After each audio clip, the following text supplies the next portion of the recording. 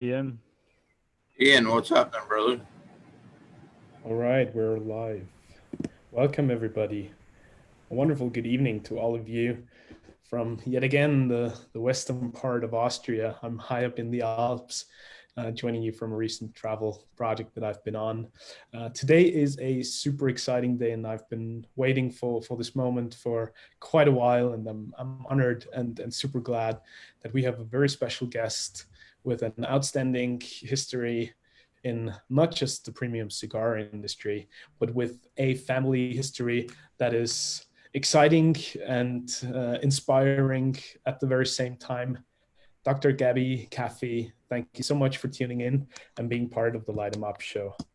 Thank you, Reinhard. I'm honored. I'm humbled. You guys, I'm a fan of your show. So for me to be on your show is pretty cool, and I thank you for that. I appreciate it. And also, I see a few people are on. I appreciate you guys taking time off of your day to listen to what I have to say, which hopefully it'll be worth your time. We'll make it fun. I promise. All right. Thank you so much, Gaby. Thank you for the kind words. And as always, we have our huge crowd watching over on Facebook. So to all of you guys, if you have any questions, please put them underneath the live stream in the comments. I'm tracking all the live streams and make sure that we forward your questions to Gaby and to all of you guys here at the lounge. You know the spiel.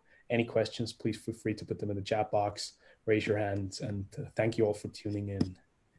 Gaby, your family's legacy is built on hard work, taking chances, and some shining values, both morally and ethically, that to me mean the world, but seem sort of uh, old fashioned and rather out of time in our current world that is both challenging and changing so fast at the very same time. But what would you say for you is the quintessence of the Kafie family history? Um, wow, that's a great introductory question. Nobody's ever actually put it that way. Um, you know, I have grown up in a family in Honduras of apart from my father, I 11 other siblings he had. Um, and I had an uncle, my uncle Victor, and all the men in the family have passed away. That generation. There's only one aunt left. She's 90 years old, and thank God she's healthy and still has her wits. Um, but one of my uncles really said something to me one day that really stood out. And this uncle of mine, he was already in his later years, 74, 75, not later, but he had some mental issues, because uh, mild schizophrenia, things like that, things that are difficult to talk about. But it's good for you guys to understand our family and our family history. And every time he opened his mouth, he said something brilliant. And this is why, even though he did have some, um, let's just say, superpowers, right, with his thinking abilities, he was very creative and an opera singer, and just very like, we would wonder where he, like, when did you develop that skill? And it was just like it would just happen. And he said one thing about the Kafie family is that we're very eccentric, he said. And that kind of stuck with me. And the word eccentric um, has so many layers to it. And for me, I think the most important is that we don't settle. We're an old family from the old villages of Bethlehem, the Roman Catholic families. I think there were about 8 to 10 old villages that were Christian in that part of the Middle East, and a lot of us emigrated to different countries, and we are always um, find ourselves in challenging situations and countries, and assimilation has always been something that we take pride in. But I think assimilation is important if you respect the country you're in and it has become your home. But sometimes when we assimilate, we disappear in the crowd. And the beauty of the word eccentric to me is that I think it's important to understand your history, um, shine in the moment, and really focus on um, taking the family name and um, each and every member, everybody that we come into contact with, take them to the next level. Like I am a person. I wake up in the morning and I'm constantly thinking like about the workers at the factory, about this company that we're making cigars for. Like, because it's the easy thing is taking care of me. That's easy. I wake up, I eat, shower, shave. Sometimes I don't shave. I'm sorry. But I think the easy thing is taking care of us. The hard thing is um, really being special and different and never continuously trying to make the world a better place. And it's sometimes difficult because um, I'm not driven by money. I'm driven by affect. Um, like the Pavlov syndrome. Where the dog sees a biscuit and he salivates, and that's what that's what society's become. It's a reward system, and we tend to base rewards on monetary principles. And what I see money as a tool, so I kind of just take that tool and put it aside, and I chase the things that money can't buy. And that's where I think it's eccentric is what really, that's what my uncle meant, is that we all focus on things that you can't just buy and sell. Like, you get lost in the art. And that's really the best way to really define our family. And each and every one of us has a path that we've chosen to express our energy. And that's a great question, man. I never really had to answer that. Woo! Let me light a cigar. Well, then let me ask you this in the meantime, Gaby, because it so much resonates with me, with my heart and soul, what you just mentioned. And I would almost call it like the seed of good that you want to bring to other people and bring to the world. And even more so, we want to bring out that seed of good in other people. But it's for me almost hard to understand where that ambition and that heartfelt passion to do that comes from. I don't know if it just grows naturally in us or whether it's our upbringing and our family. But do you have a perspective on that? How we actually develop that? Oh man, I do. And I do, but it's not 100%. I'm not going to act like, oh, Mr. Know-it-all. No, no, no. I do. A lot of what I've experienced growing up was, um, you know, emotions are about balance, right? If you feel pain, you feel pleasure. If you're sad, you're happy. Equilibrium is what the world goes round on equilibrium. And I've been in, with my family, my parents, immigrants, different countries. Imagine my parents going from my grandfather from Bethlehem to England, from England to Honduras. Then my parents went from Honduras to El Salvador, then to Spain, then back to Jordan. And we really have been around the world. And, it's funny, like, we've met so many people and been exposed to so many things, but what we were taught at home was gold. And at home, we had a connection with our parents, and we had a connection with, not sometimes it wasn't through communication, but rather feel what they were going through. And when we see our parents suffer and we develop the sense of empathy, I think empathy is what we really need to become in tune with in our lives, because that's what makes us good human beings. And I have this thing. We have two kids, right? My son's 12 and my daughter's 8. And so much technology has entered our lives nowadays that we live in a constantly distracted state. And we have to make sure we disconnect and we live in the moment and allow ourselves, it's okay to be bored. That's when you begin free thinking. That's when you begin to um, really think about life, the past, the present, the future. But I really do think that's being a person that feels for others and has empathy. I'm not saying like be sad. No, it's not that. It's just understanding that other people are going through things, and if you can help them, and by helping them you're actually helping both of you. So that's my belief. That's why I became a doctor.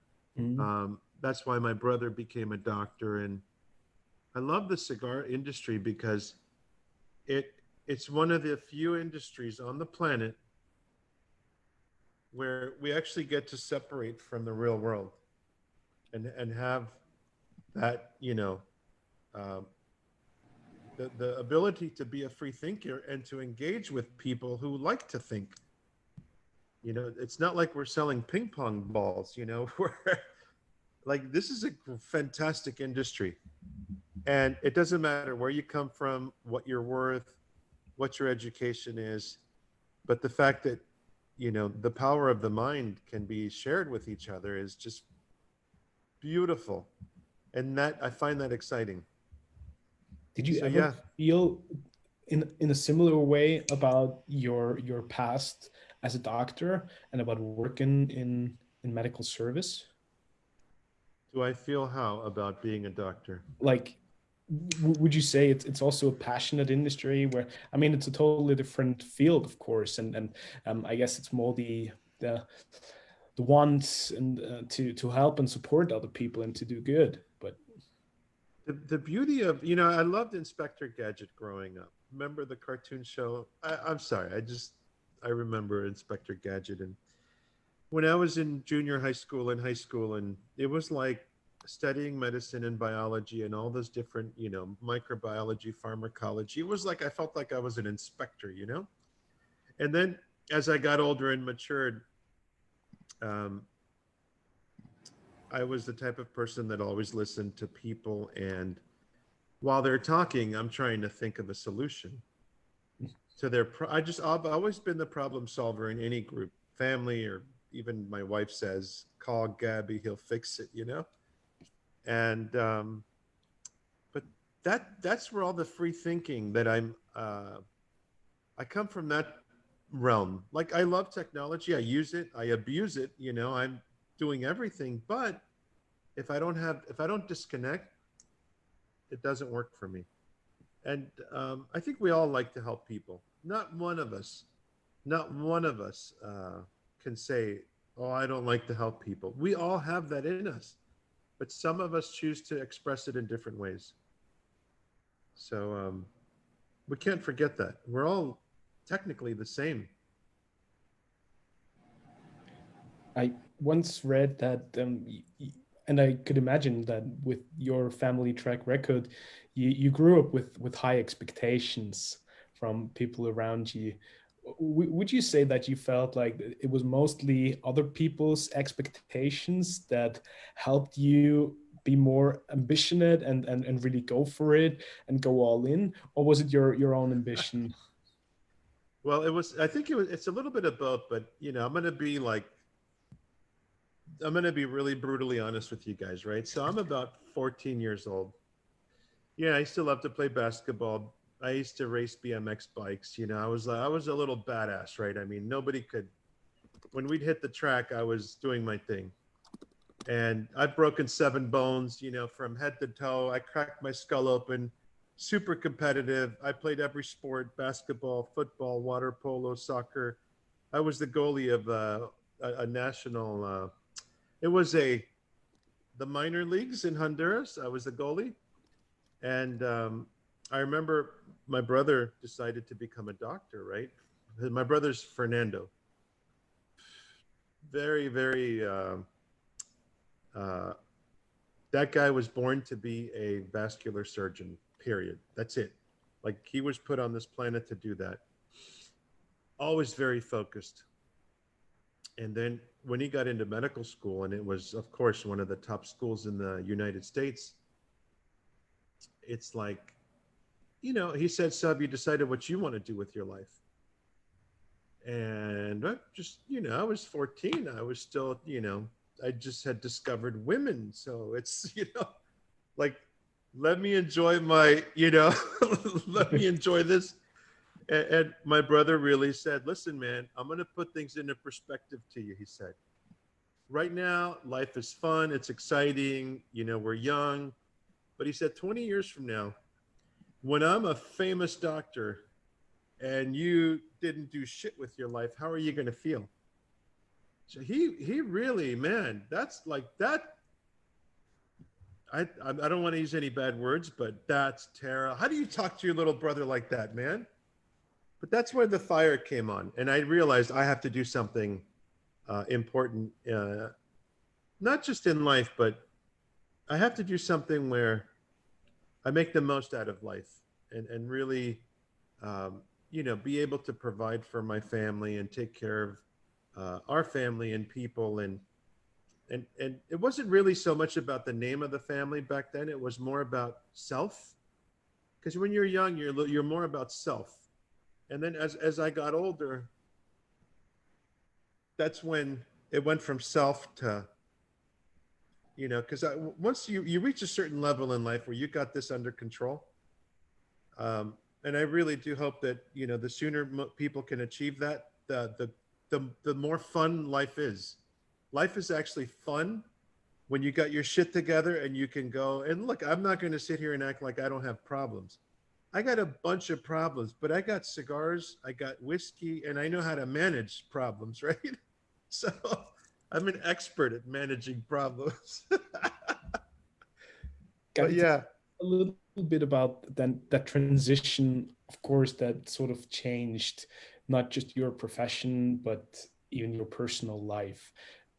Coming from that sort of secure background where you knew what you were doing, you had everything well established, everything was sort of laid out for you to retire, age whatever it might be, 65, as one of the most accomplished medicinal professionals in the country, and then you decide to start all over again. What's going through your mind when you take that leap and that bold step?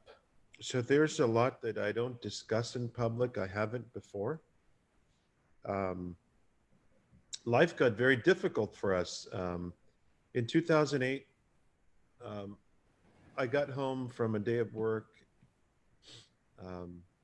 seeing patients like I did I was used to just going out to work, doing my rounds, seeing patients, visiting different facilities. And I get home and I'm going to try to, compress the story, right? Because, something was wrong with my eye, my left eye. And I was after dinner, watching television, and the screen was zigzaggy, right? So when I turned off the TV, I figured it's a migraine, sometimes you get a headache, your eyes act funny. I went to the office, I had to dictate some medical notes, and I'm on the computer screen, and the where the web address is, it's also looks like a EKG, the lines, right? I shut everything down, went to bed early, and went to the ophthalmologist the next day, an optometrist, and he says I have cancer of the retina. Diagnosed me, evaluated me. So it was, I'm going through this very quick and easy because in 2008, my life fell apart. In 2008, I was diagnosed with a condition called central serous chorioretinopathy in both eyes. And what it is, the retina separates, and because of blood vessels leaking. They don't know what the cause is. It really has no treatments, but it was in 2009, like maybe a month or two after being diagnosed, that the medical team that I was being seen by literally said to me, "You cannot go back into the operating room. Like that's it. Your medical career is." And in the U.S., it's very. It's not just about medical opinion. Over here, we have really, really, really terrible malpractice lawsuits and malpractice insurance. And so my life came to a halt, man, immediately 12 years ago. And it was difficult. It was difficult. And we lost everything, Reinhard. You know, we lost our home. I was fortunate that I didn't, once the doctor said, hey, you've got a problem, it's not going away, I came home, I put the house for sale because I had a mortgage back then. And I acted quickly and got rid of all our liabilities. And we found ourselves with nothing, only a car. We had just one car. We sold, I had a Volkswagen. I used to love the turbo diesel Volkswagen Golf. Oh, it was my favorite car, you know? And quickly life changed. And then it was the 2008 economic recession. So it seemed like the whole world was not just, it wasn't just me in pain. It was like all of a sudden there's, you know, America is in pain. The whole world is in pain. And I'll be a little bit selfish in saying that, yeah, I was going through a crisis, but having empathy for others made my crisis seem less severe.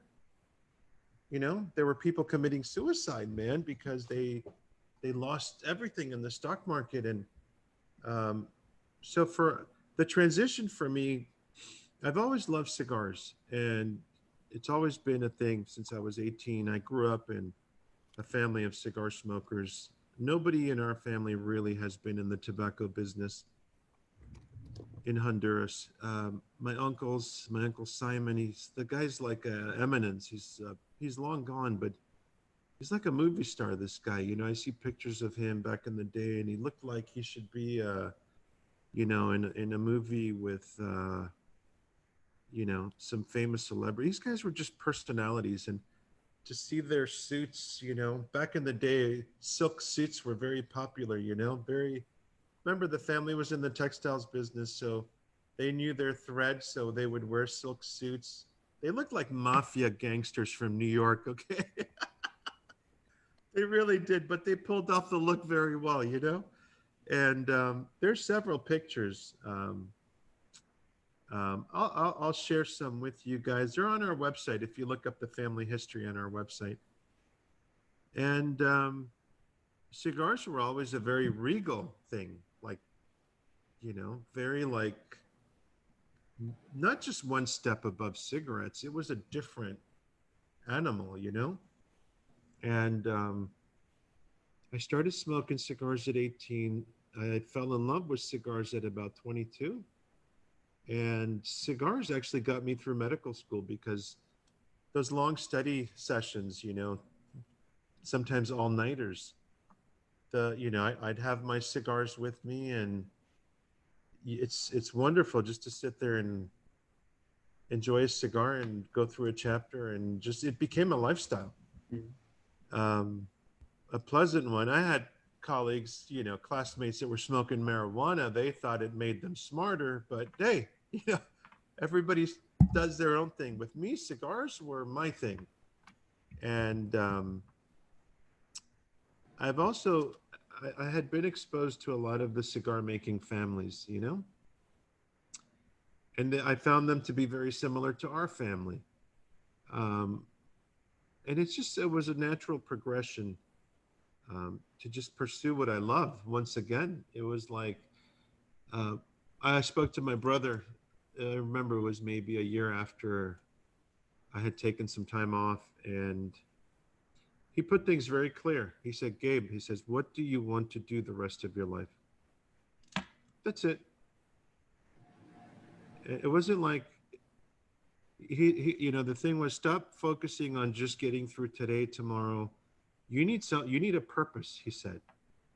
You need to have purpose in life. What do you want to do the rest of your life? And I got on a plane. I went to Honduras, spent time with my mom, the family. And then I started going to the factories. And I was on a quest for knowledge. I wasn't interested in going to any factory. It was like, I felt like I was doing my residency, my internship again in medicine. I wanted to train under the best, the finest, not the fanciest, not the guy who had the prettiest cigar band, you know? I wanted to go and get into the brain of that Rolando Reyes Sr., God bless him, God rest his soul. He was an angry old man, you know? And his family, to me, are one of the, I think they're one of the pieces of premium cigar history that should be commemorated. Um, Not everyone you meet is a great businessman or woman, but the facts that Rolando Reyes Sr., in my opinion, really understood tobacco processing, fermentation, aging, curing, blending, and he was one of the finest rollers ever to walk the earth. Cigar aficionado, and I'm sorry to bring them up. I love, cigar. I love everybody, right? But they literally, when Rolando Reyes Sr. was at his prime, they said he was the greatest tobacco technician to walk the earth, you know? And that meant something to me. I needed to go see why. So I started visiting their factory. I met with the family. They had never made cigars for anybody else. Never. It didn't exist. Nowadays it's like, one factory makes 300 brands.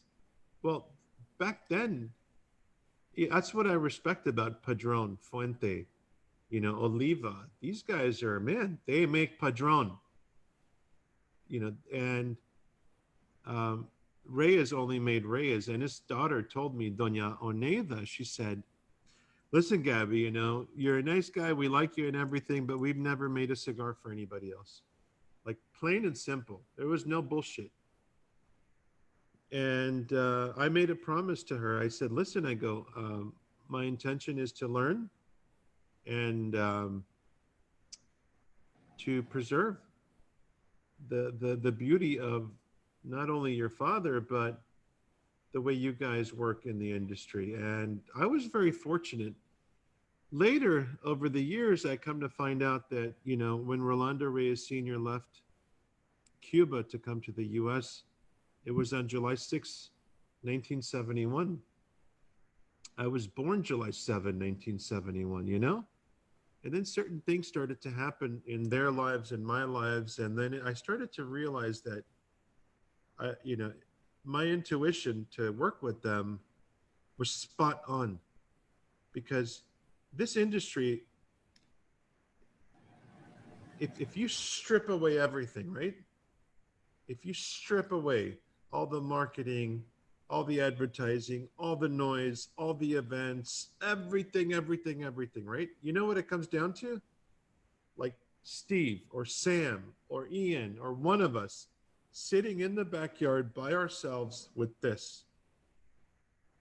This is the entire cigar industry right there.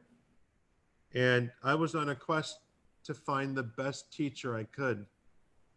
And in my eyes, I feel that I did do that. He's in, for me, they're in a category of 8 to 10 other legendary cigar makers. And it's very rare to get the opportunity to work with someone of that era. Like there's a lot of new people in the industry, but we have a lot of technology now that makes cigar making a little bit different. For example, the humidification machines that are digitally controlled, and you can check on your phone the humidity of your aging room. Well, when Rolando Reyes Sr. was doing that, he would throw a bucket of water on the floor and come back 2 hours later to check the humidity. And he would check the humidity by listening to the, and these guys were making better cigars then than we are today. Gaby, let me add to what you're talking about. Yeah. So, when Rolando Senior passed away, the entire, portfolio changed as his son took over. And I tell you, he was a true guajillo, He really knew Yes. tobacco, and I 100% agree with everything you're saying. So definitely. Wow. Thank you so much, man. I just, sometimes I talk like this in front of certain people and they think I'm crazy because they don't know what I'm talking about. But if you've been around these people, um, like, I don't know if you guys know, in this premium cigar industry, the Native American, the Native Indians are like, everybody has a statue of an Indian, right? And the Native Indians, they really saw tobacco as it had several purposes, right? One, now this is coming from a Roman Catholic, so bear with me, okay? There were components. I love Ian. He's enjoying this, man. He's like, you think I'm crazy, huh, Ian? Uh, but the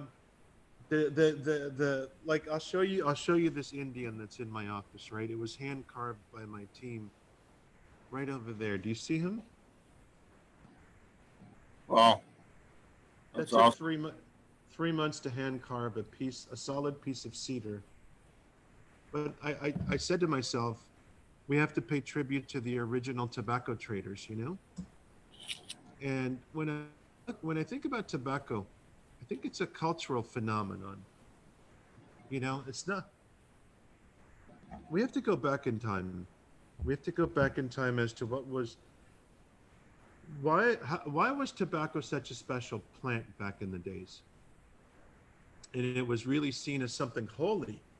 Medicine man used tobacco plants to, the medicine man would go into a teepee in old Native American tribes and burn the tobacco plant to get rid of any, not just evil spirits, but it's been proven. The National Institute of Health has proven that the alkaline, the high pH of cigar tobacco, gets rid of airborne pathogens, So these guys were like on a different level, Now all you see with our industry is, you talk to everybody, tell me about your cigar. And it's like, well, binder, filler, wrapper. Like, no.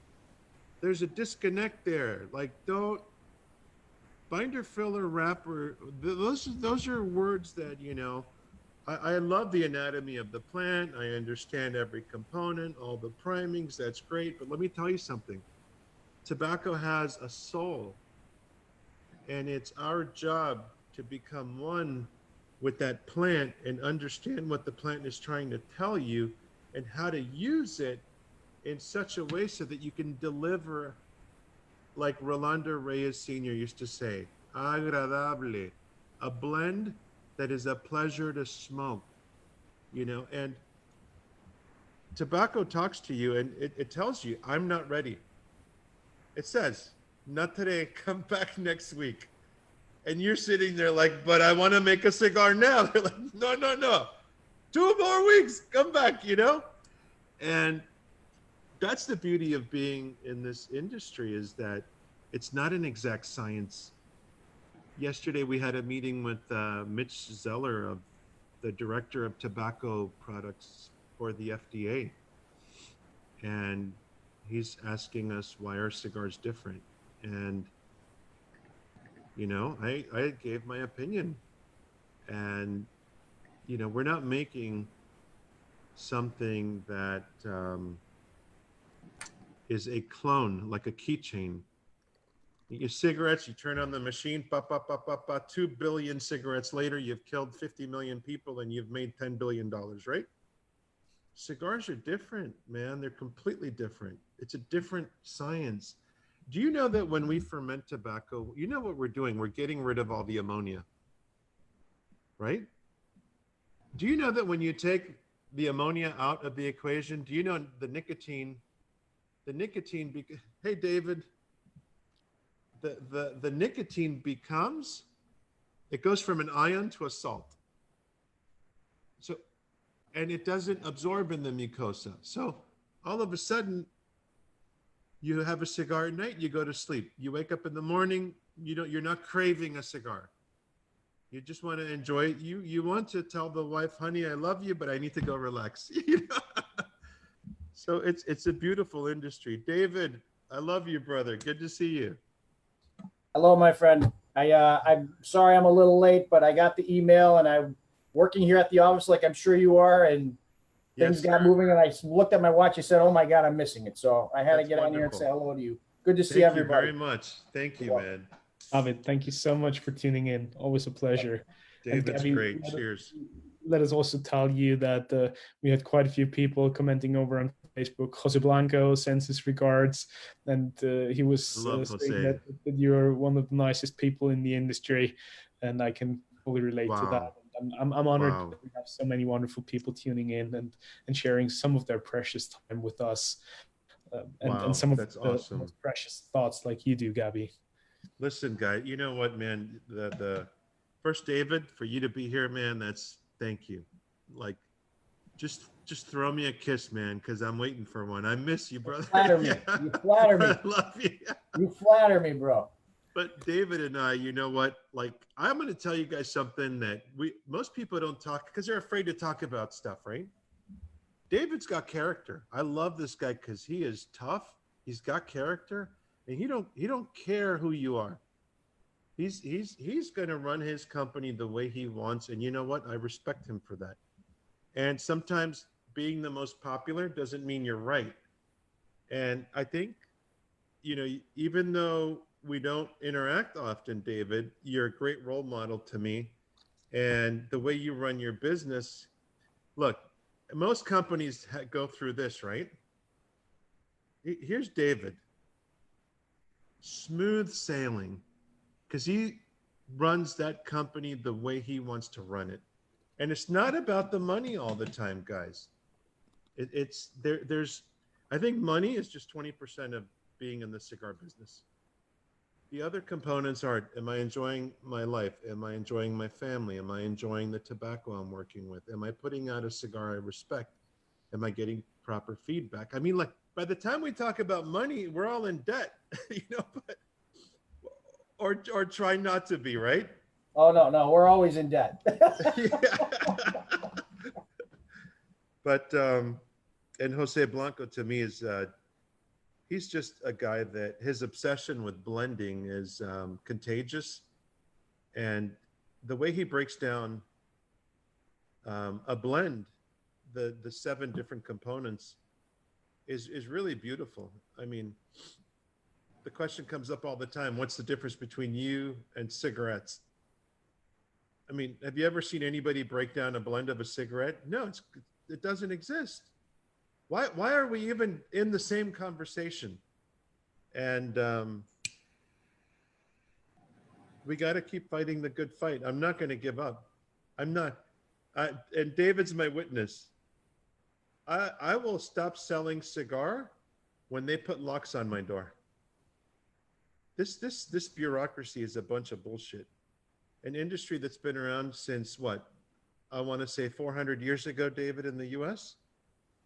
Now we're a problem. No. So my transition from medicine into cigars was when I was in medicine, I had a fire in my belly, right? It was constant learning. And when I left, that fire turned off. I still love the whole doctor thing and I keep my license up to date, but tobacco ignited a new fire in my belly. It became my purpose for living, you know, and a lot of people say, well, tobacco, it's not such a noble cause, but if, like David will tell you, when you're at the factory and you see the people that you affect, you know, you look at the children, the moms, the dads, the stability that you bring to their lives. And then by that same token, the way we contribute to enhance people's lives, the quality of life, the satisfaction, the relaxation. I mean, it's really, we're stewards of an industry that has chewed up and spit out a lot of people. I've never seen an industry, David, like, come, sure, make a cigar. Okay, you're done, get out. Like this, like the entrance and the exit is like a revolving door. The cigar is the easiest part. It's everything else, right? Yeah, exactly. It's the easiest part. So if you can come through that revolving door and then find yourself getting lost, and you can't find the exit, I think you're very lucky. And I quit looking in the direction of the exit. I just focus on going deeper and deeper and deeper into trying to build a better, I don't even define it as a company. It's each one of us has a movement because we affect people. You know, David has a movement. It's the David Blanca movement. It's his father's legacy. It's everything that they do. And each one of us has a movement because when people reach out and want to support or enjoy that cigar, it's like somebody just voted for me to become president, you know? It's so they're independent movements. We each have our campaigns and everybody has their own philosophy. And it's the diversity that makes it, I think, fascinating, because I love to smoke some of David's cigar. I haven't had all of them, but that you know, when I smoked one of you gave me one in Germany last year and I nubbed it. It was delicious. And I came back and I said, this was really good. I said, can I put my cigar band on it? You know? Thank you very much. And that can be arranged for the right price. Yeah, I know.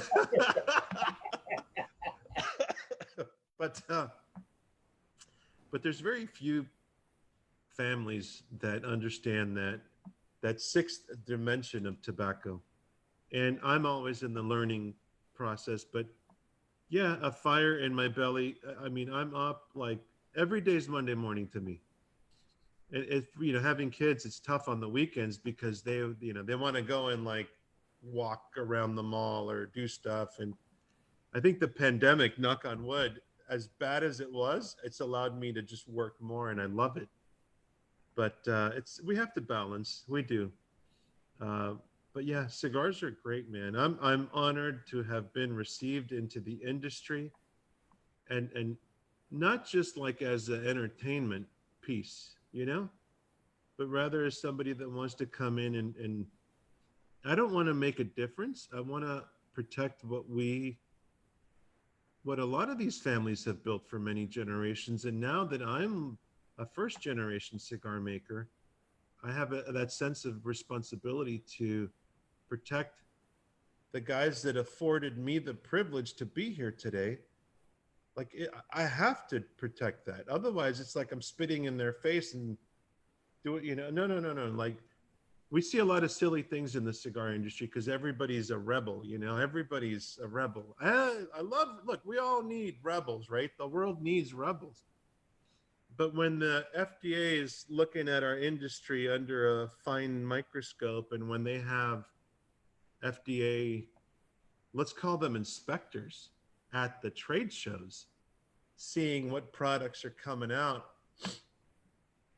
I think we should be on our best behavior and we should act like gentlemen and ladies and really represent our industry for what it represents, which is families that work hard, that sacrifice, that have stood the test of time. Every great legacy has gone bankrupt once or twice and rebuilt because of the love they have for this industry.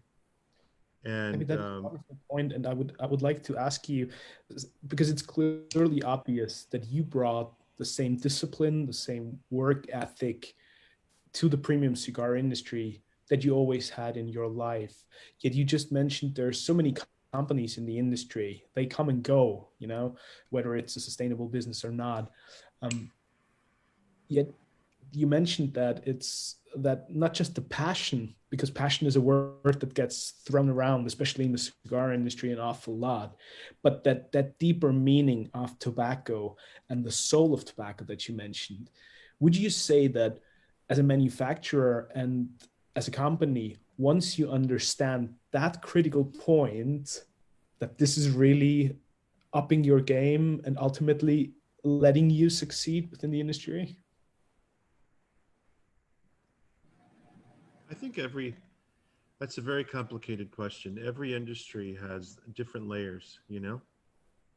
And I'll David's here, and I think it's quite ironic that you're here, David, because we all have a choice as to grow our business as big as we want, right? We can all do, America's a great country. God bless America.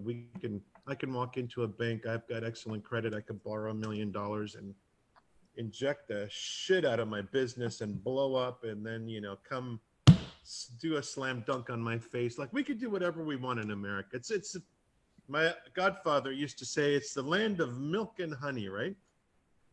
And it really is, I mean, we have a pandemic, and like 2 weeks later, everybody's getting a check for $1,200, and when they bought cigars instead of buying milk, but here's to cigars. But I think the thing that really drives me, and I think David's another fine example, but I'll speak up for me on this case. I'll be a little selfish, David. I apologize. Is the information that's accessible to the world today is in our hands, our fingertips, right? And I'm very aware of the effect that my voice has because of my education, because of our family, because of the responsibilities that we have. Like, when I talk about our family, a lot of people don't know, and I'll bring up certain things, but our family, my grandfather, they're all passed away. So I'll just say God rest their souls to all of them in one shot instead of saying it 50 times, right? And they left behind a very powerful legacy in Honduras, and it's still there, vibrant. The country is heavily dependent on what the family does inside the country, everything from electricity to milk, to orange juice, to a lot of the natural resources. Most people don't know that Honduras grows oranges and then exports them to Florida so that we can have Florida orange juice. Like, that's the part of the family business, Their family, each family has their own thing, right? The foundation the family has, my grandfather helped build 38 Catholic churches in Honduras. After he passed away, the family came in, and actually I think they added about another 30 through the family foundation. And they've built dozens of cafeterias, dozens of schools, owning the milk company in the country that supplies 9.5 million people, that employs over 200,000 people.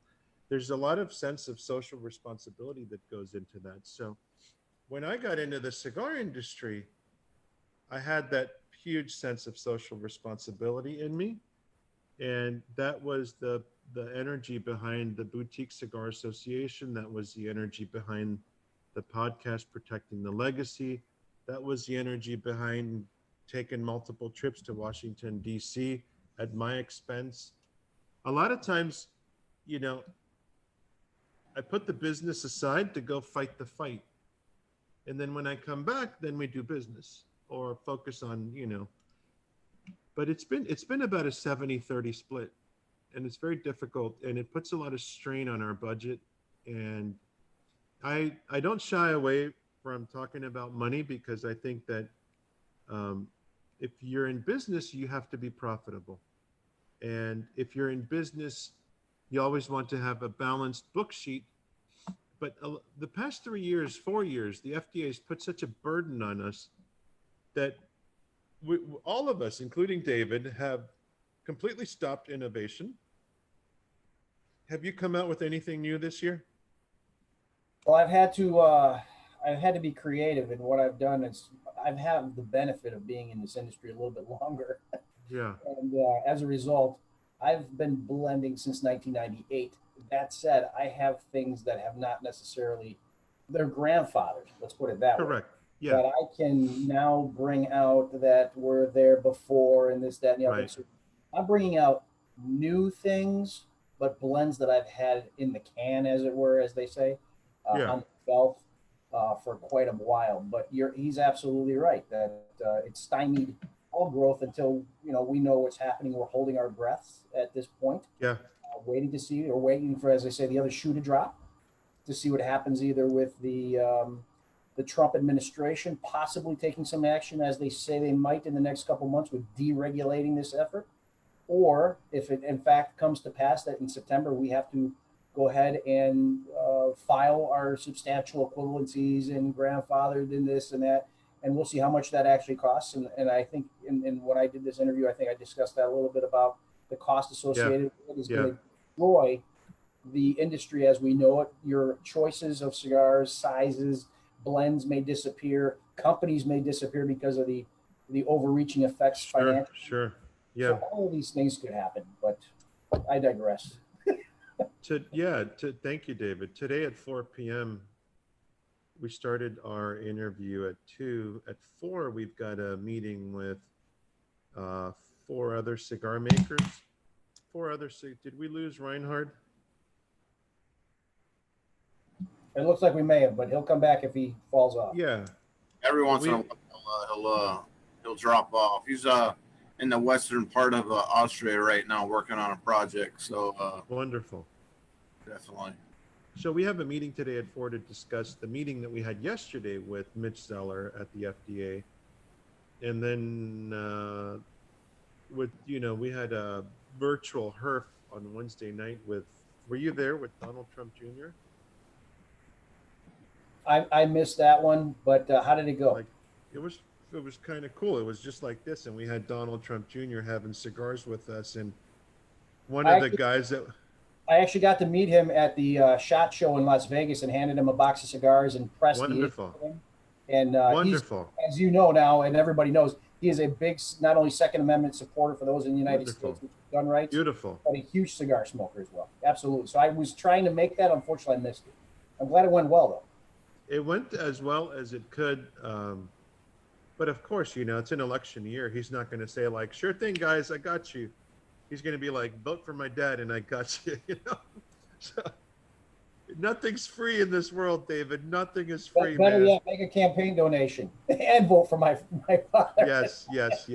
I actually asked him for his PayPal account during that. I asked him if he has a PayPal account during the session, but it was great, man. He was it lasted an hour and a half, and Trump Jr. said, "Whoa, usually these Zoom calls last 15 minutes. You guys went an hour and a half," and he goes, "It was great. It was fantastic." Rocky Patel was there, Carlito Fuente was there. A lot of people were there, and they just they really pushed these. Look, if by now our agenda hasn't been made clear.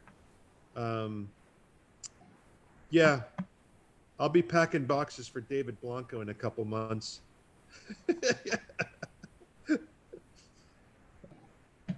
That'll never happen, my friend. I think you're going to be just fine. Man. If you could, for the rest of us that weren't there, and I don't know if anybody else here was, could you tell us some of the things that went on? I'm Reinhold now. All of a sudden, I'm asking questions. Could you? No, it's good. I appreciate that. Reinhold would appreciate it too. Could you fill us in a little bit more on the way the direction went with that Zoom meeting, and particularly who, in fact, on the manufacturing side, did appear there? I'm just curious. So the principal 4 were Carlito Fuente, Nicholas Melillo was there. Hi Reinhold, welcome back. Reinhard's back.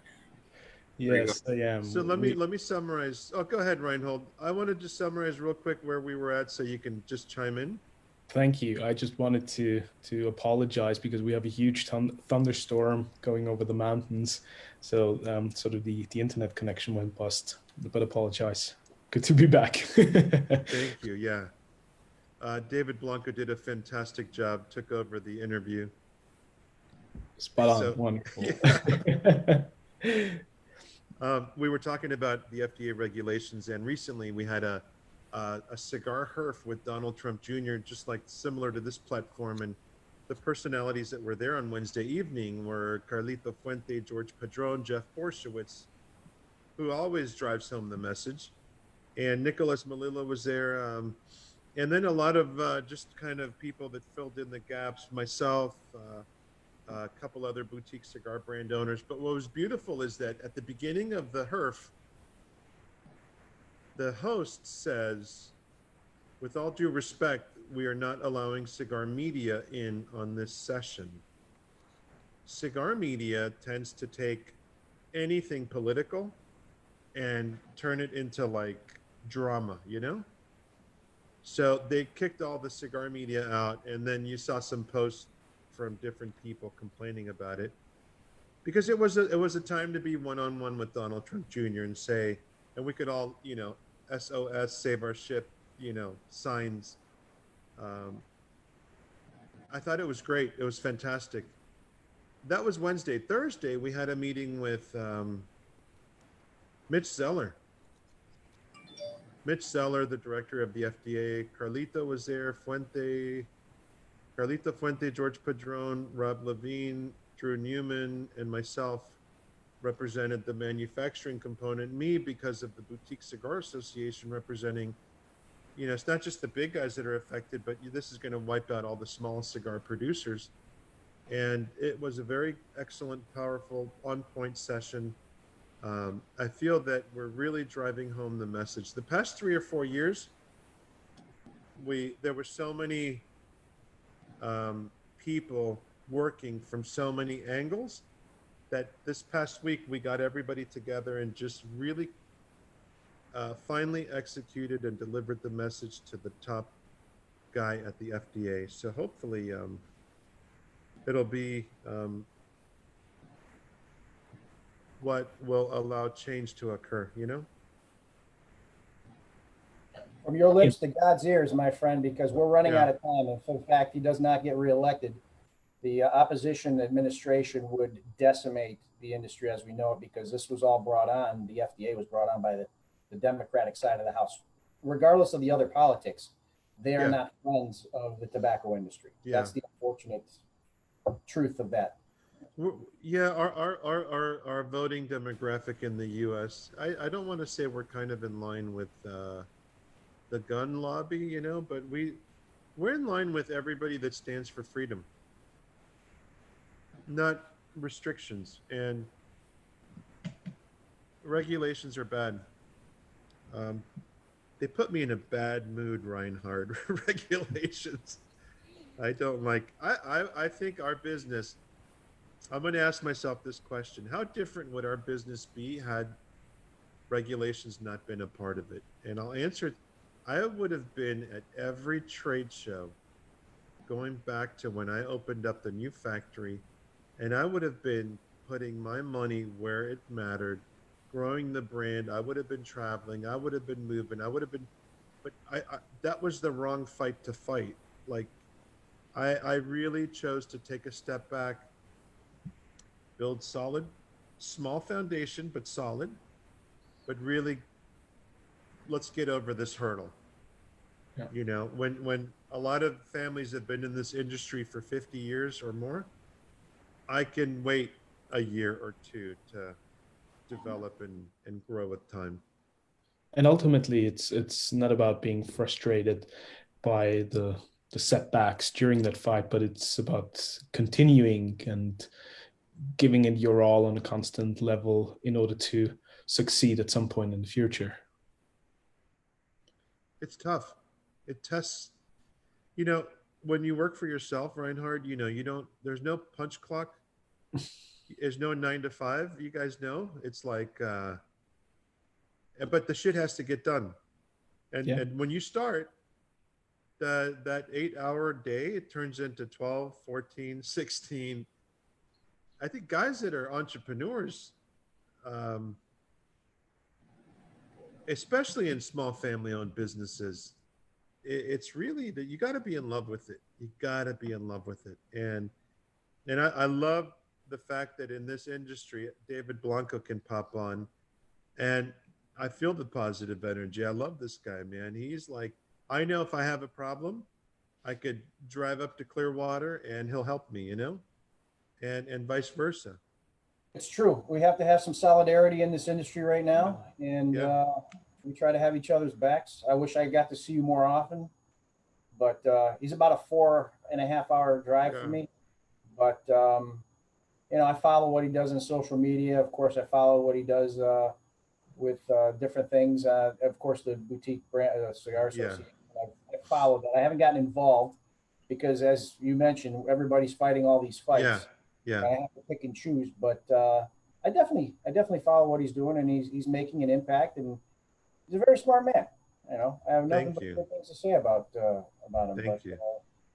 and who knows how the future shakes out, and if things get fixed and how we want to go, maybe there'll be us working together in some other way, shape, or form. You know, and I rule nothing out. I always tell people I do good business or no business.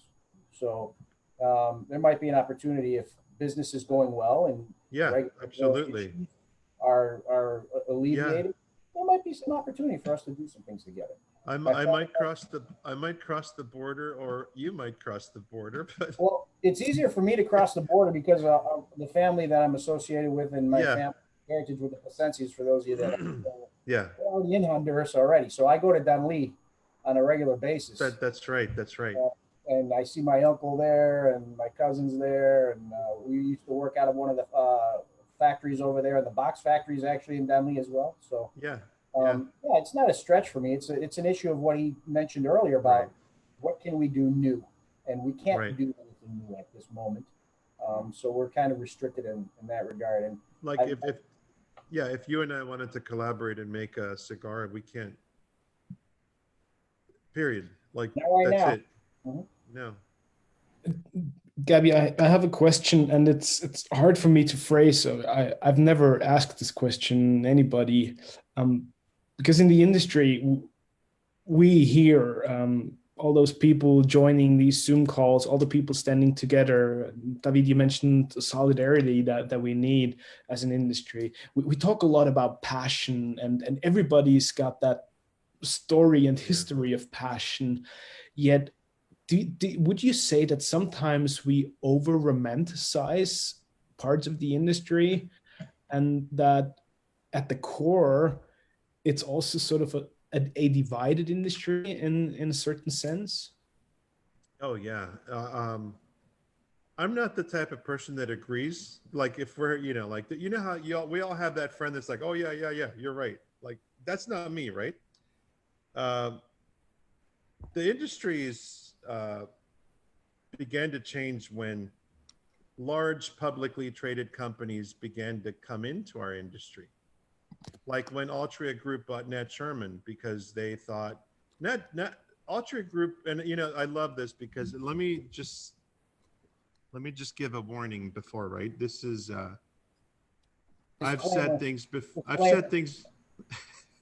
I've said things before, Reinhard, where like Jose Blanco, I love him, and he'll text me, "Hey Gabby, you need to remove those comments from Facebook." So he's like, "Yeah, let's not ruffle any feathers, But Jose's not here right now. I could talk, right? I love Jose. So when Altria came in and bought Nat Sherman had a huge cigarette division, right? They wanted the cigarettes. That's where the money's at. But also it meant that now we have a cigarette company in the premium cigar business, right? And the same thing started happening with Jay Cortez when they bought Oliva Cigar Company. And I get it, but companies are allowed to have different divisions. But the FDA, they're looking down at us and they're seeing a bunch of kids in a playground.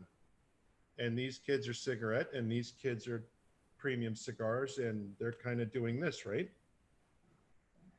And Altadis, and I love Davidoff. These are great companies, but they also sell cigarettes. Even the Cuban Habanos sells H. Upmann cigarettes. You can't, tobacco is tobacco, but when you look at the families, right? Plasencia, Fuente, the original, Gilberto Oliva, Reyes, Toraño. You look at all these Eiroa, like these are tobacco growing families for premium cigars.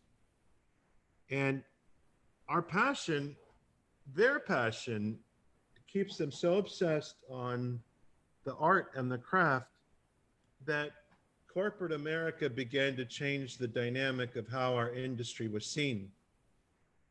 So what happened is that we've spent the last 10 years, we, the family-owned cigar manufacturers, have come in, and what have we been saying the past 10 years? Whoa, whoa, whoa, whoa, whoa. We're different than those guys. But the passion got us into trouble. And also, I think the paychecks, you know, when companies get bought out and the paycheck looks good and you just want to retire, you know, I believe in profit. I believe in, you know, retiring and moving and, you know, if I got bought out tomorrow, things happen, you know, like I've got a knife on my neck right now. The FDA's keeps pushing it tighter. You get put under certain pressures, and then you have family businesses that, because of the generational, when you hand over the business to the next generation, the decision has to come up as to, are we better off selling it, or are these guys going to destroy it, you know? So I understand the reality of time and what it does to a business, but the passion got us into trouble. And I think that the FDA, every time that we've sat down to talk to them about why we're different, the passion gets us into trouble. You know, when we talk about, well, the box, the art, they don't give a shit about the art. You know, the warning label, they don't give a shit about the warning label. Most countries like Canada are switching to plain packaging. I think Australia is another one. Our dear friend in, oh God, the Netherlands, they're also moving towards plain packaging. Our passion gets us into trouble because we believe that everybody feels the same way about our products that we do. And that's sometimes difficult and painful. But I came into this industry knowing that I sell a combustible tobacco product. Like Mitch Zeller said yesterday at the end of the interview, he said, hey guys, look, I love your comments. I understand everything you've said. My question as the director of the FDA's tobacco division is, what separates your products from all other combustible tobacco products? And there was a moment of silence at that time because that was not an expected question.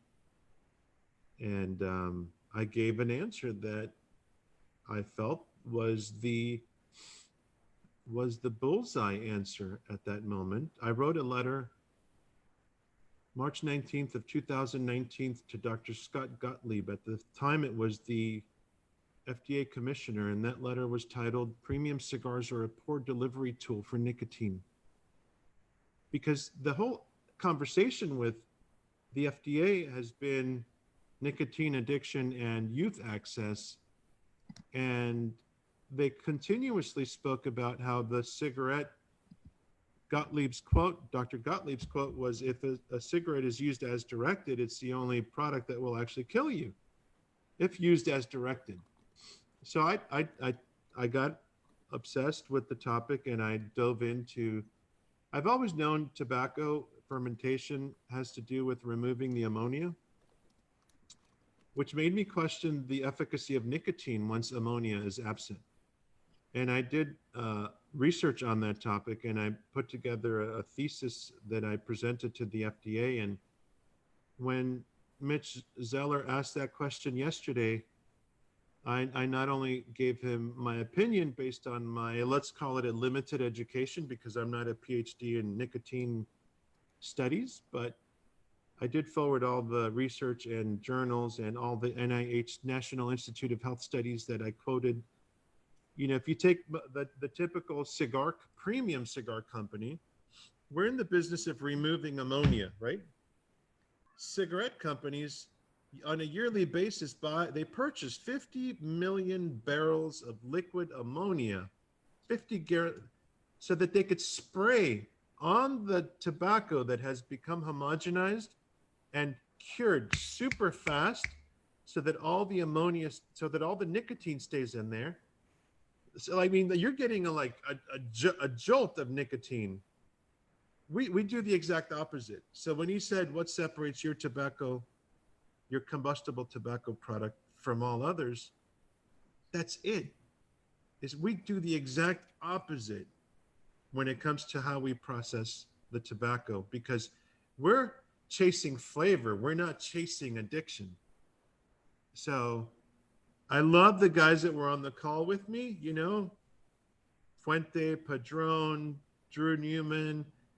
But at that moment, I felt as if though, like, Either that was my Hail Mary, David, that was like, it's now or never. Tell them what's in your brain. And I Well, don't think was there a vacuum when it comes to an answer or response from everybody on the call at that moment, other than yourself? there was a vacuum at that moment. There is research and studies that have been done, and Drew Newman did a fabulous job of um, filling in a little bit of a moment, referring to research done in the past. But Mitch Zeller wanted an answer right then and there, and I would not be able to look at myself in the mirror today had I not stepped in and told the man exactly what I've been reading and studying and researching the past 3 or 4 years, because I wouldn't be in this industry as a doctor if I felt that we did harm. So with that said, I know this is Friday afternoon sessions. We're supposed to be drinking and smoking and having a good time. Well, This might be just to add one thing, that's what you gave him basically, and I've had this discussion all the time. What's the difference between premium cigars and cigarettes is that we remove, as you said, the ammonia and byproduct of nicotine. It's the right. it's the wine grape juice analogy. Yeah. It's you become an alcoholic if you drink too much wine and you cirrhosis of the liver. Well, Yeah. grape juice is made out of the exact same product, but you have none of those side effects because in that case, fermentation. But in this case, it's because our fermentation removes all of those negative aspects and we don't add any of the artificial things that they add to it.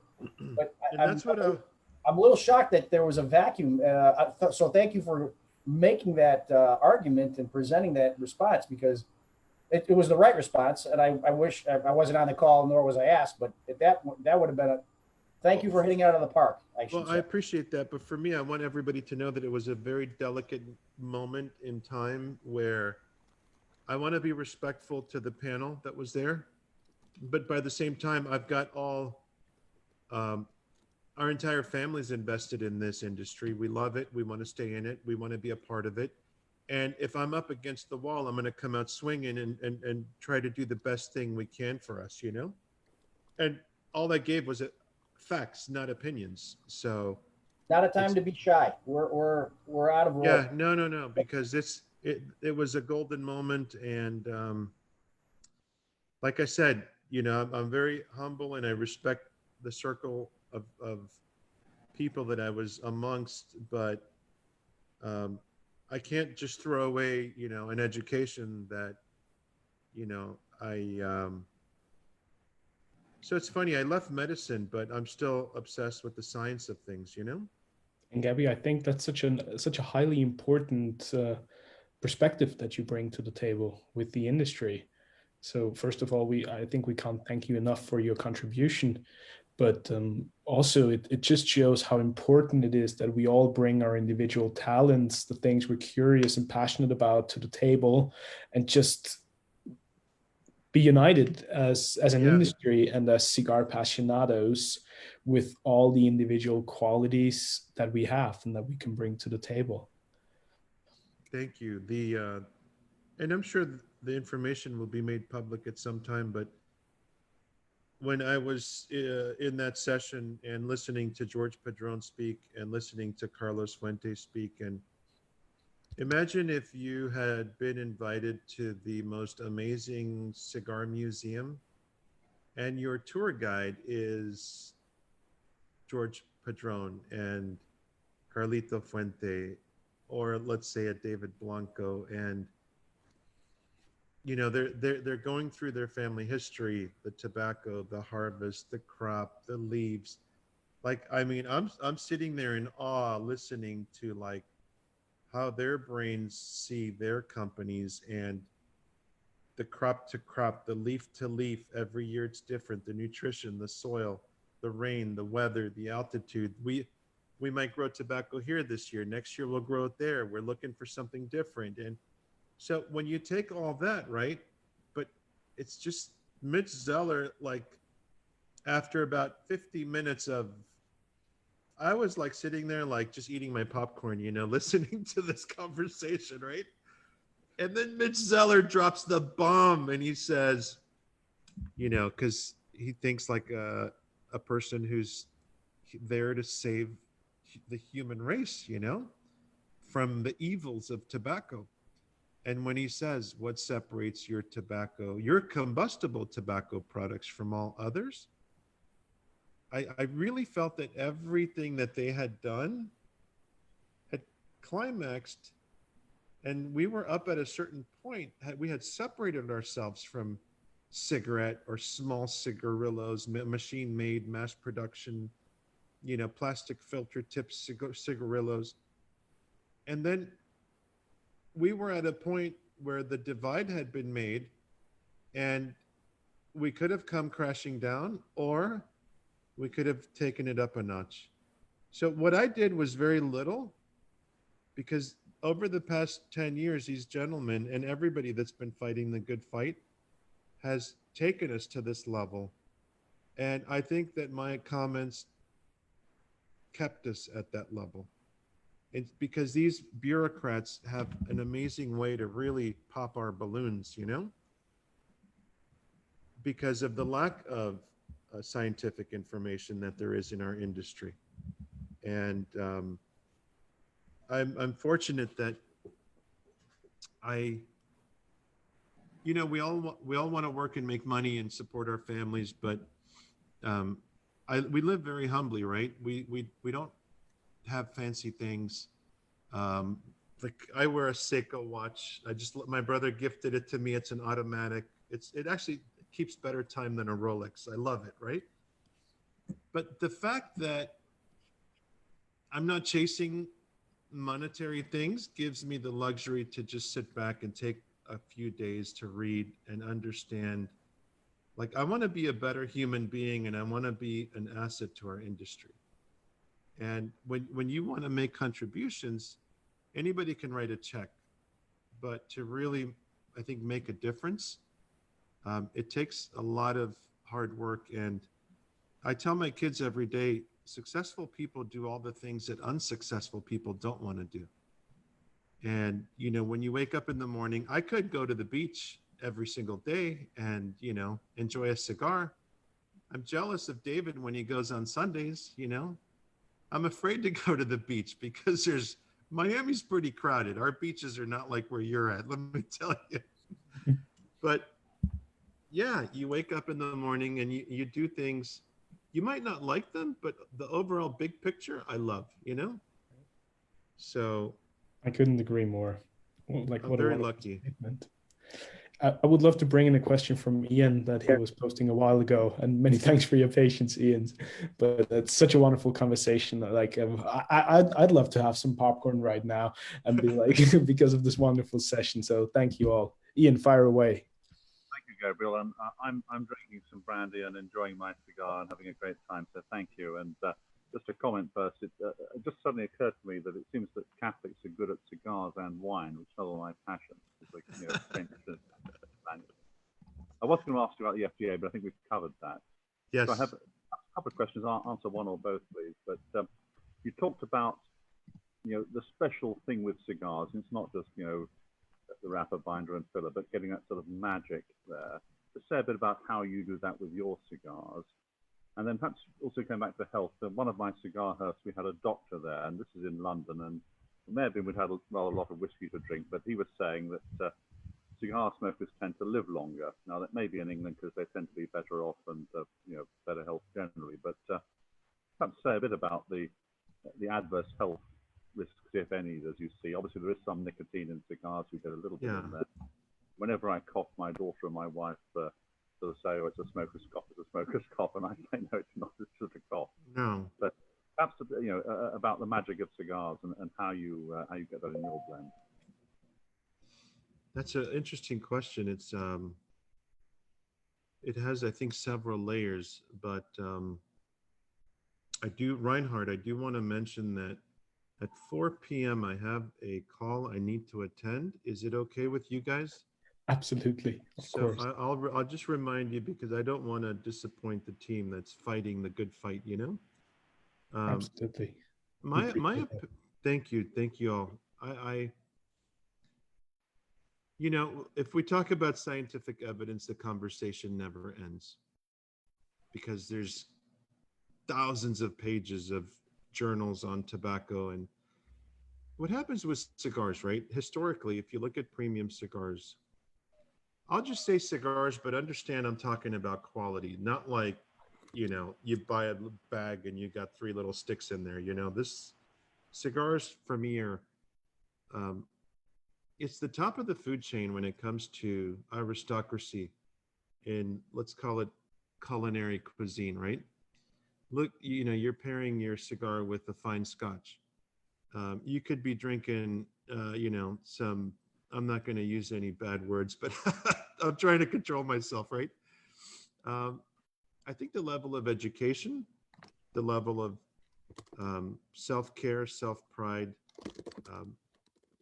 education is not just diplomas. Education is how you carry yourself as a human being, your diet, nutrition, balance.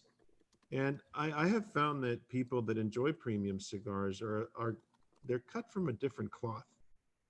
You know, we're a very small group of the population. In the U.S., we're less than 0.05% of the U.S. population. We're a tiny segment. Now, in Europe, I think that's very much so. In the U.S., the cigar culture is changing because of all the, let's call them the rebel brands, you know? You got a lot of brands that are attracting cigar smokers that don't really take the experience to the maximum level. What I mean by that is when you smoke a cigar, it's all about the aroma, the flavors, the taste. You want to notice on what quadrants of the palate the tobacco is appealing to, right? The retrohale is very important. And I think in the US, there's a lack of knowledge on how to properly enjoy a premium cigar. There's a lot of cigar smokers that particularly might not retrohale, and they're missing out on the whole experience of the blend. David, I mean, this is right up your alley. I don't know, but like the guys that are like, when you're a connoisseur, you're really enjoying the moment. You're not addicted to the moment. That's number one. Number two, on a scientific level, when we remove the ammonia from tobacco, and you're left with just the smoke, right? That smoke has a very difficult time entering the lungs. It's very harsh. So cigarette companies actually add chemicals to the smoke so that it just goes in smooth. You know, so cigar smoke doesn't go into the lungs that easily. It's very difficult. It makes you cough, your lungs, you know, spasm. This other thing is that a lot of us usually smoke in areas that are well ventilated, indoor, outdoor. We're very conscious about others when we're smoking a cigar. But I really do think that cigars relax us. And the number one killer in the world is stress. It absolutely is. And if you have found the secret to de-stressing, I think it's just going to make your life much better. Have you ever seen a guy smoking a cigarette that wasn't stressed? I mean, I don't think so. Guys that smoke cigarettes, they're smoking them because they're stressed. They wake up stressed. They go to sleep stressed. With us, I mean, we're very like into the moment, the experience, the relaxation. It's a completely different mindset, and it's a completely different crowd. I believe that cigar smokers, when you look at the families that are in the industry, when you look at the questions that people ask, when you look at this session, I think we're a special breed. I know we are. I have a lot of respect for cigar connoisseurs. Otherwise, I wouldn't be in a business where I didn't respect who I was working for, you know? We're a different breed, plain and simple. I don't think it's science. I think it's just that we appreciate the finer things in life. We relax, we enjoy, we take care of ourselves in large part. And you know, want to make it seem like, oh, we're better than, a lot of us have different thinking capabilities. A lot of us have different access to resources, healthcare.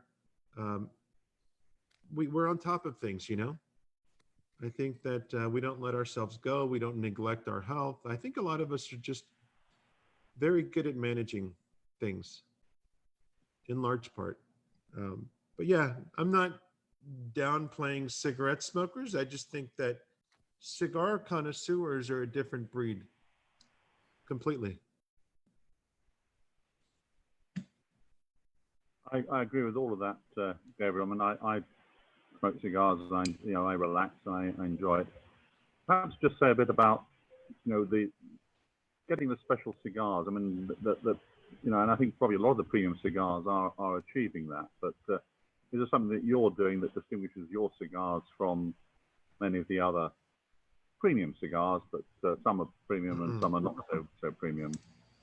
I understand the question. A lot of it has to do with the team that you have. And if the team that you have,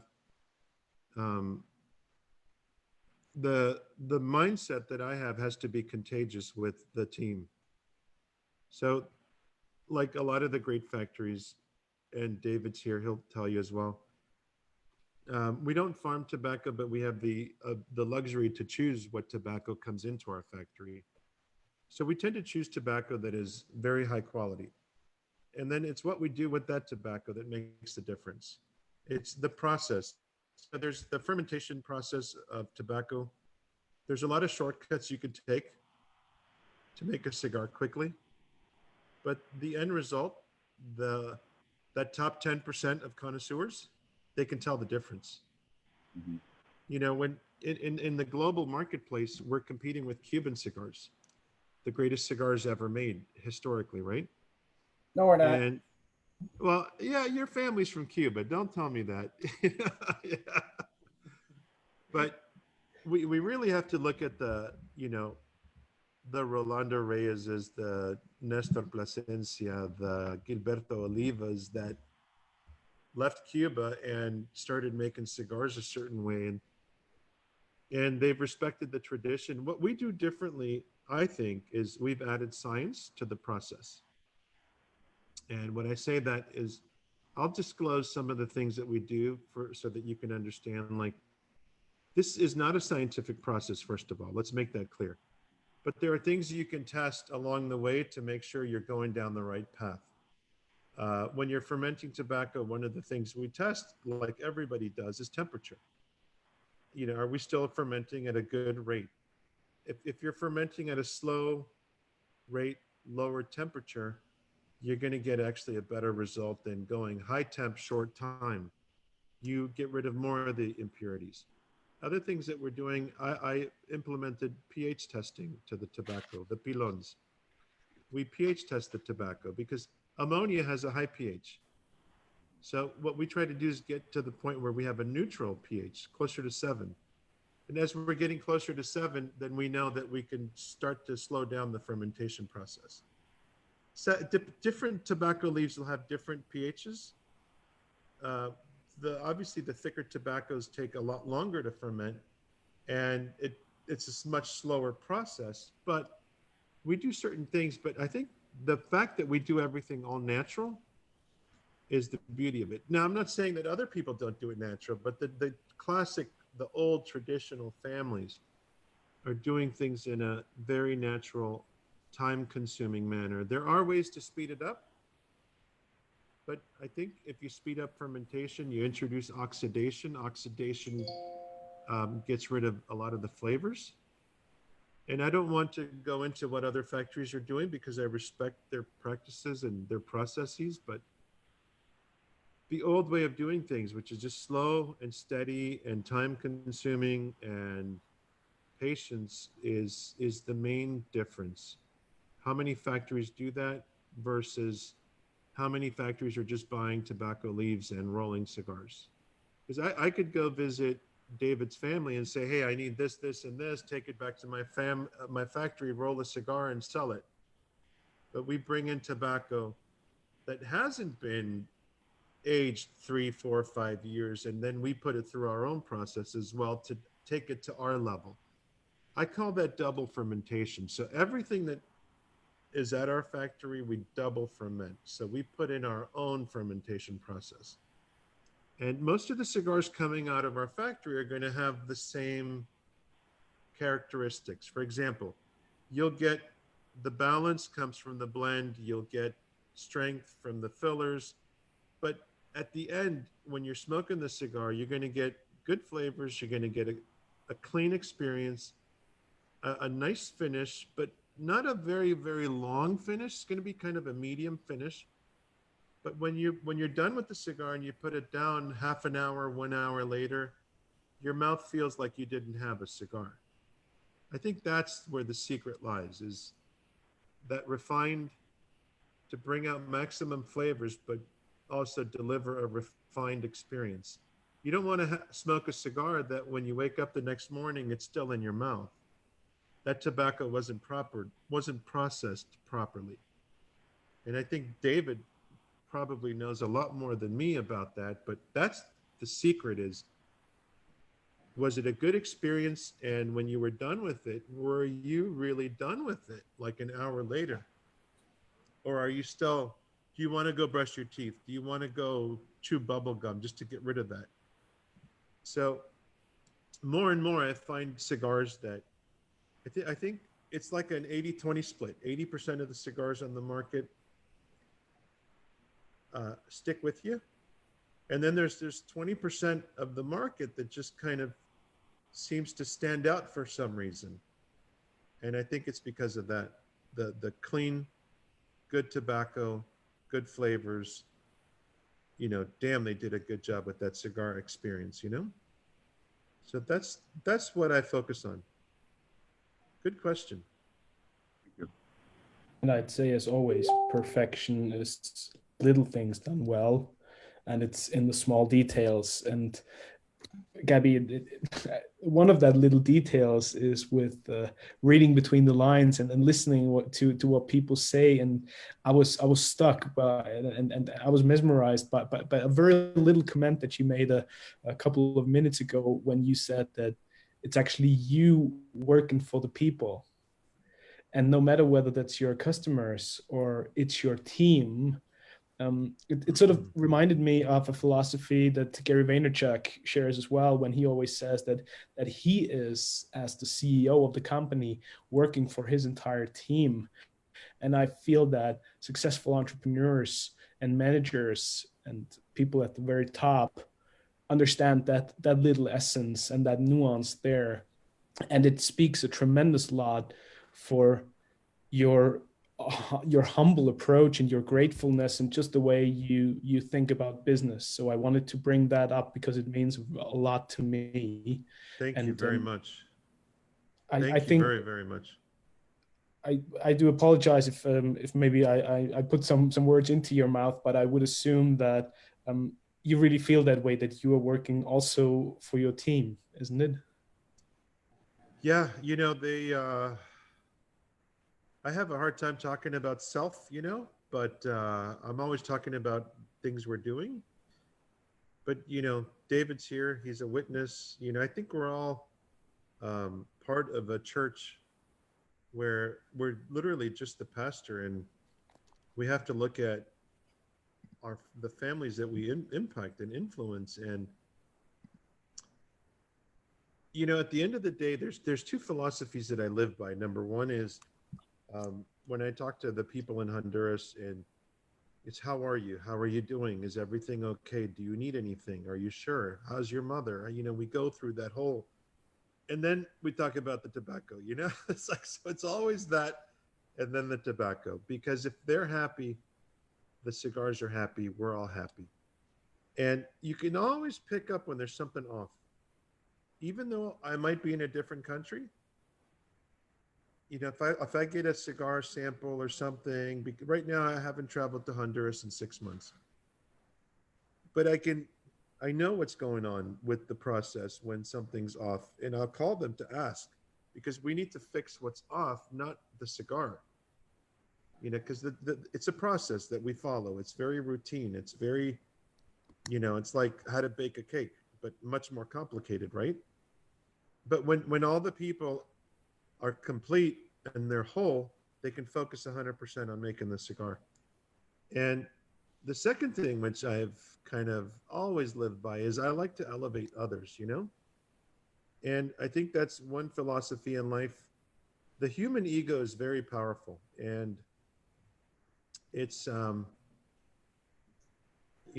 think the key to the gates of heaven is humility. And the human ego sometimes gets in the way of humility, and we're only as amazing as what and how we impact other people's lives. So putting the ego, and I know this is an industry of egos, right? It's cool. I get it. Everybody's got their thing going for them. Everybody does their thing. Nobody wants to be disrespected. We're all confident. We all have character, but we deliver it in a different way, a different message. And we've all had to, David, you're an expert at working with the wrong people sometimes. Unfortunately, that's true. Yeah, that was actually a compliment, because the way you handle things is quite admirable. Live and learn. Learn by your and mistakes sometimes.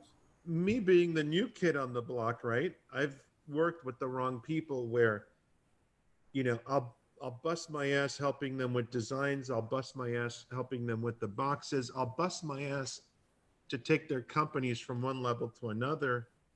And I don't want any thank yous in return, but when people move on and they go elsewhere, don't talk bad about anybody. And I think that's where the human ego comes into play, is you need to be humble. And my goal in life is not to talk about people, it's to talk about projects, it's to talk about movements, it's to talk about how we're going to save an industry. Because if we talk about negative things, we achieve nothing positive. So unfortunately, because we run businesses and we have small businesses, we sometimes entertain, let's just say, other entrepreneurs that might not have the same philosophies that you have in life. But it's not our place to teach, and it's not our place to,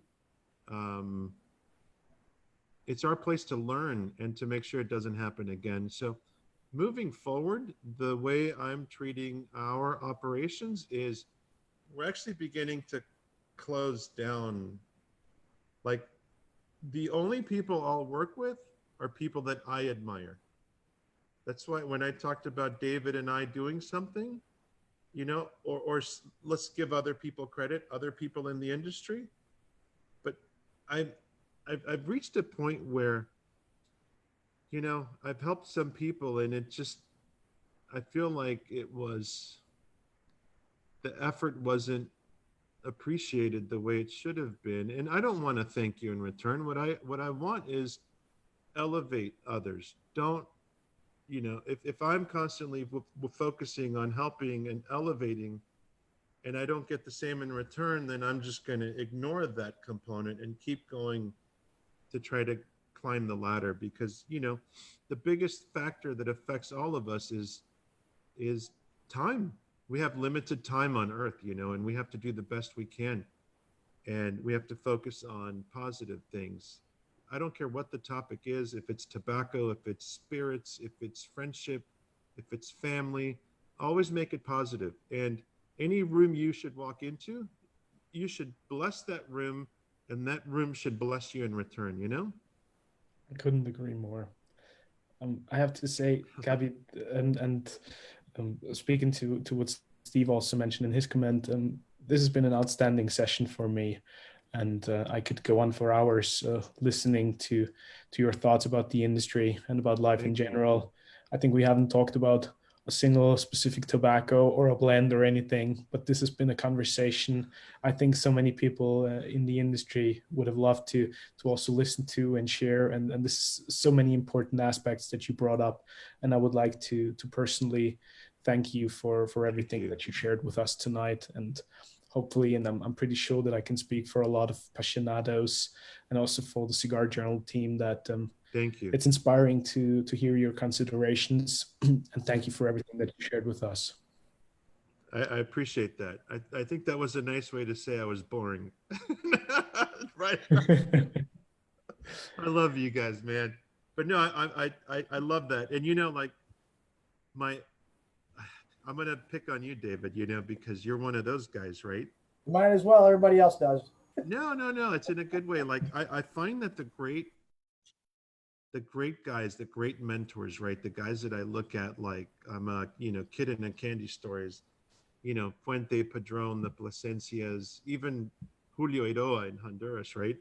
I love Christian, we're friends, but his father's my hero, And these guys don't talk about blends. You don't see them talking about binder, filler, wrapper, because they're trying to overcome much, much, much bigger obstacles in life. Because they're carrying the full weight of the family, the full weight of the factory, the full weight of everything. Now, that doesn't mean that blends aren't important. They're absolutely important, because that's the musical piece that we deliver to society, But what's more important than a blend is the tobacco, the way it's handled, processed. You can give the same tobacco to 10 different factories and you'll get 10 different cigars. So for us, the fact that we don't grow tobacco, I really have no interest in growing tobacco, and I understand it's a very different. I'm not an agriculture guy, right? My lawn at my house is dead. Okay, so I'm not going to get into growing tobacco. But there's great guys that grow tobacco. The farmers, there's farmers we buy from, local farmers. In Honduras, in Nicaragua, guys that are trying to just feed their families. And when they're that's all they do. That's their obsession. So when we take their obsession and then we can take it to another level through our process, I think it's a beautiful marriage, and like tobacco from Esteli, Jalapa, Mexico. There's right now we're playing with tobacco from Brazil. The most recent article from Cigar Journal was about Brazilian tobacco. And what's funny is the cigar that was nominated this year has Brazilian tobacco in it. And it's had it since 5 years ago, since I was obsessed with using it. But it took us a while so even though we have a cigar out to market, we never stop trying to make it better. That's the thing about this industry. And David will tell you, is you can produce a blend in 2014, but the next year you're trying to make it better, and the year after you're trying to make it better, and the year after. So that cigar's been out for, I want to say, 4 years, and this year it got selected Best Brand Honduras, and it's because we've never stopped trying to make it better. Yeah. And that's, imagine working 4 years to finally hear something positive. That's the business we're in. It's a life. It's a lifetime achievement. It's never, it's not like, you pull the handle and you won something. It's not that. It's you have to be a little bit off, I think. David, you have to be a little bit off to be in our shoes. It's a very painful industry, but we manage pain very well, You do it for yourself. Like you Yeah. said, you have to have that passion. When I say do it for yourself, it's internal. Yeah. You've done other things for much more money. You don't do this for the money. You do it because you love it. And Yeah. we're all in that same boat to that end. We all could. That is right. That is right. There's many more things that I could do that are much more lucrative, but this is the most challenging thing I've ever done. And Gaby, I want to be respectful of your appointment by the hour.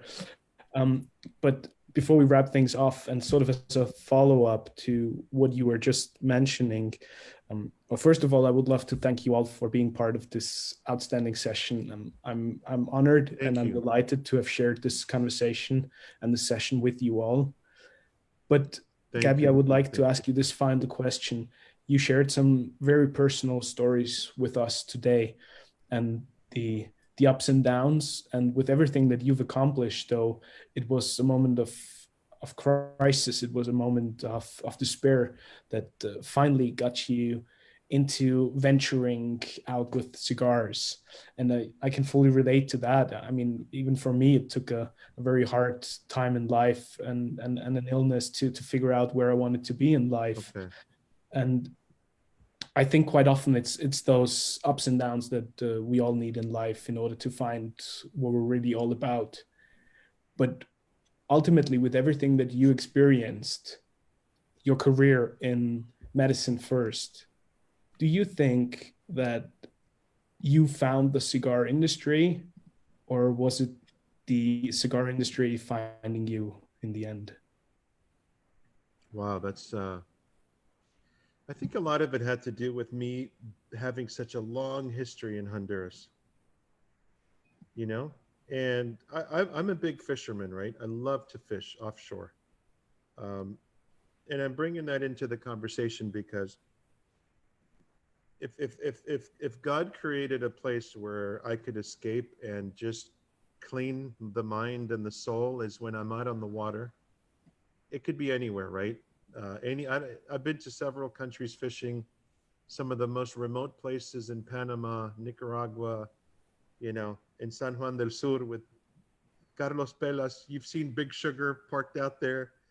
We've been there. We've been out there on every single Pacific Atlantic. I've had the opportunity to be out there and meet some of the greatest people in the fishing world. And there's that level of obsession with them. And I used to own a company that manufactured fishing lures for big game fishing, the big game fishing world, right? I did that for 3 years. After I left medicine, it was a transition because I got into cigars in 2012, right? And I was on a boat in the Bahamas fishing a marlin tournament. And it seemed like everybody was at the dock smoking cigars, you know, and it was just part of the lifestyle, the culture, the fishing, the captain's meetings, it was that upper echelon of mentalities that enjoy the finer things in life. And I'm not going to say what brands I was smoking because I don't want to pick on them, you know. But I was on this boat in the Bahamas in 2011, and we had won the tournament. It was a fantastic event, and I was smoking $20-$30 cigars every day for a month, you know. We were going through boxes of them with the group, the team that we were with, and I had grown up with Christian Eiroa, and my wife, her uncle is Alejandro Martinez, so it's kind of like we had been around cigars, but then I could honestly say that when it came to the fishing world, the third year of business, we had distributors in 24 countries and we had won 8 international tournaments. But in fishing, it reached a peak and I didn't find it challenging anymore because we had won tournaments in 8 countries. I've got like trophies. I'm not bragging. I'm just sharing that like I felt I reached a peak. And then like I was always chasing that fish, a black marlin, a blue marlin, a white marlin, roosterfish, dolphin, tuna, wahoo. Like I was always chasing something and we did a lot of things. And I was taking fishing trips. Like we would leave from Miami at 5 a.m. and run a boat and go to Mexico. Like that's like 400 nautical miles in 10 hours to go fish a tournament for the weekend and then come back. And it was like a very extreme level I took things to with fishing. But sitting on that boat in the Bahamas in Cat Island after winning the tournament, and I was kind of asking myself, what's next? And I started thinking about how I was smoking these cigars that were like the most expensive, one of the most expensive that were out there. And I really felt there was something missing from them, you know? And I'd known Graycliff. You can say it. It was Graycliff. no, it wasn't. It wasn't. I love it. Here, let's mute David. You know, and there was 2 brands. One was a Cuban brand. The other one was an American brand. Let's leave it at that. And I had always seen, in the US, cigars were always priced, $4 to $8 15 years ago, right? I felt that there was a gap. Like something happened in the cigar world where all of a sudden in the $6 to $8 range, the quality was gone. I felt that it was missing. And the second thing I felt was that Honduras was like being seen as the stepchild of the cigar industry because Nicaragua was like full steam ahead.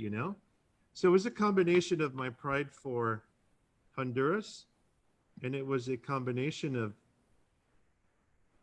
like finding that something that it just had a never ending, like you can't reach the top in the cigar industry. It doesn't exist. People pass away at 90 years of age in this industry, and they're still working to reach the top. And I think that's what drives me about this industry is it's beautiful. It's full of life. It's full of fire. It's full of like beautiful people and personalities. And we all have this, we can all sit around a table. We're all different.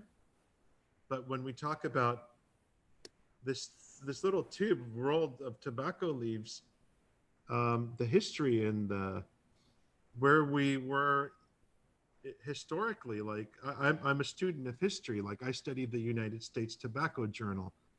It's a magazine over 1,000 pages thick that goes into all the companies that were producing 400 million cigars in the U.S. in 1900. And today you take 3 major countries in Central America, including the DR, we're at 318 million premium cigars. We're actually small. We've gotten smaller. But the quest for that great blend never ends. Year after year, new tobaccos after new tobaccos. The palate's always evolving. The palate's always changing. It's not like, okay, we won this tournament. We caught the biggest fish. Let's move on. It doesn't exist in the cigar business. It does not exist. You could be here today and you'll be here tomorrow in the cigar business. I've seen it and I've lived it. I know. So when we're here, we never stop working to get here, and we never stop working to get here because there is no end. And I think I owe it all to all the people that have given me the opportunity to express myself in our cigars, and all of our distributors and all of our retailers and all of our customers and guys like David, who like, I'm the youngest guy, 7-8 years in the business. For you to tune in today, thank you, David. So, it's like, it's a beautiful thing. And everybody's opened the doors to us. And when somebody opens a door, it's our responsibility to come in and make it worth their while that they open the door. So that sense of responsibility never ends. And that's why we always keep pushing forward. And I think I'm not in this for the money. I'll make it clear. I'm still a licensed physician. I've been offered jobs to teach at the university, which would be so easy. 3 days a week, I could get tenured. My kids would go to college for free. But that's not where my love is. My love is in doing something that every single year just takes me to a new level in becoming a better person and being able to interact with people that I admire. And hopefully, if there's a lesson that my children can take from me, is I don't sit there and teach them. I want my example to be a teacher to them. So you guys giving me the opportunity, I'm eternally grateful for. Everybody around the world, thank you all for really allowing me to be a part of this industry. Thank you. What a wonderful way to end an outstanding session. Dr. Gaby Kafie, thank you so much for everything that you shared with us. And from what you just said, I know that the end of this conversation is only the very beginning of many, many more inspiring conversations and shared cigars. And I would like to, yet again, thank you very much from deepest of hearts. It's been a wonderful, an outstanding session. Thank you so much. And thank you for everyone who tuned in. And I wish you all a wonderful rest of the day. Be safe. Thank you all. Thank you all. My love to you all.